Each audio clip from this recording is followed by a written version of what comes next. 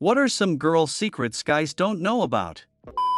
Millennials and younger will talk frankly about menstruation much of the time. Menstruation education is important, and many of us have stories of our mothers' horrified and exaggerated reactions to their first periods because no one educated them. My mother thought she was literally dying.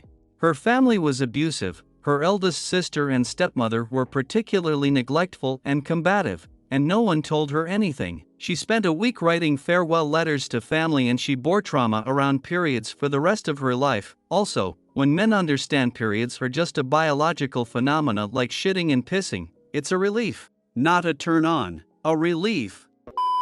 My school was a religious all-girls school, which sucked in many ways, but something they absolutely excelled at was menstrual education. They were partnered with Nosotras, a popular manufacturer of menstrual products, and once every single year they would get all the students in the auditorium, from kindergarten to high school, and just spend the whole day on a presentation regarding menstruation. It was super fun too, because it was presented through cute cartoons and funny anecdotes, and covered everything from what menstruation is to the different symptoms, to how it can vary from person to person, to the different kinds of products you can use to deal with it, and even how to place the pads on your underwear and such. It always made big emphasis on how it's perfectly natural and that it's fine if your cycle is different from other girls and such. At the end of the day, they would then hand over these little kits that contained a small pink pamphlet that explained the basic concepts again, filled with cute drawings, and an assortment of pads and tampons.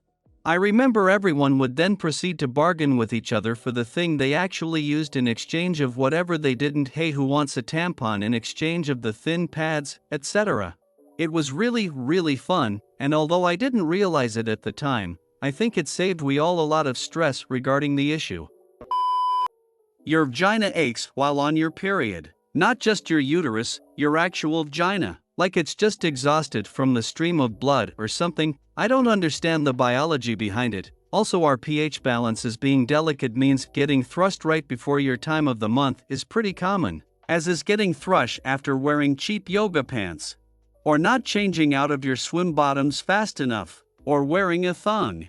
Basically anything can set her off, and she is set off frequently. Next time she says she's too tired for sex, there's a not insignificant chance it's actually thrush. Bonus answer: am I really wet or is it just discharge? Is a game we like to play often. As is, am I horny or do I just need to pee? Oh, I know this one. Guys, did you know there is a third option for girls on their periods, first two being a tampon or a pad?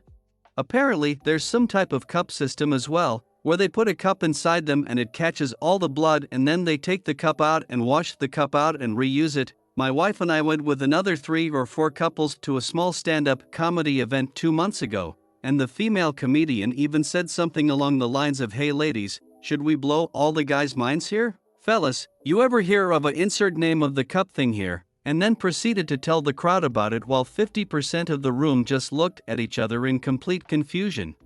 Us guys had no idea if this was a joke thing she made up, and pretty much railroaded the routine for a few minutes, asking our spouses if this was real or not.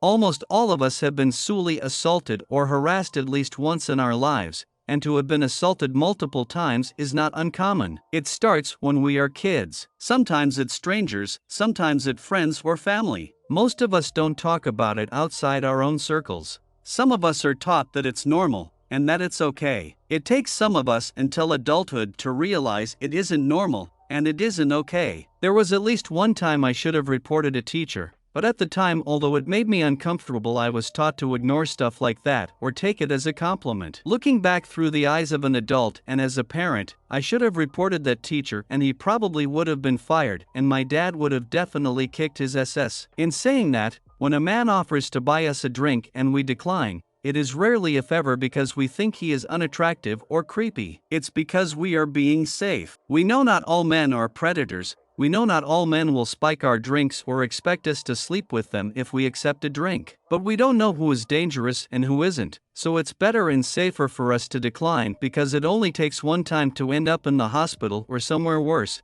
And a lot of us have had to learn the hard way from past experiences. Also, size really doesn't matter. A big DCK does not equal good sex. Foreplay and paying attention to the clitoris can make all the difference. We literally put makeup on because the process of applying it is really fun, especially when the reward of doing your hair, makeup, and wearing nice clothes to go out means you get to make yourself feel special the same way painting a canvas is fun, and the thought of being able to put it on a wall makes you feel special, and 90% of the time, it's got nothing to do man or wanting you to find us attractive. We also just don't want to be told you look ill or you're underdressed sometimes if we don't wear makeup, because a lot of women have darker eye circles or pale skin. Also, the natural girls whose photos you like on Instagram whilst telling other girls to stop wearing makeup are wearing full faces of makeup they're doing applying it differently.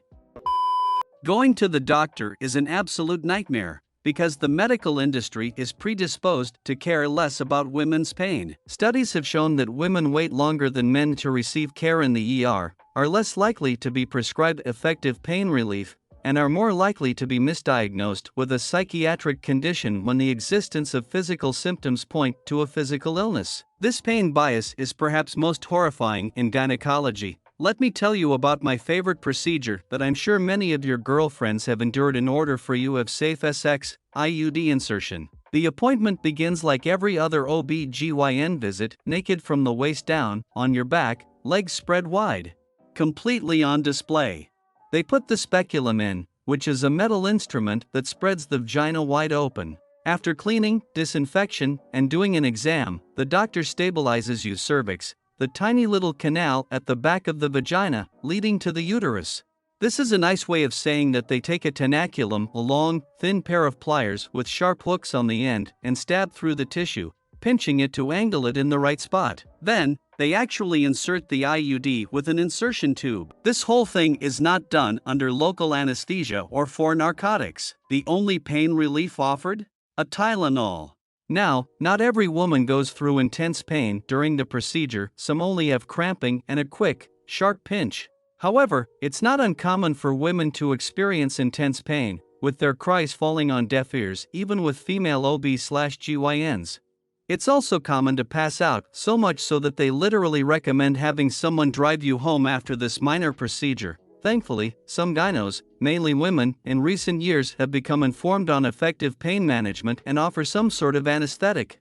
But most doctors don't offer this option, or only administer it upon request.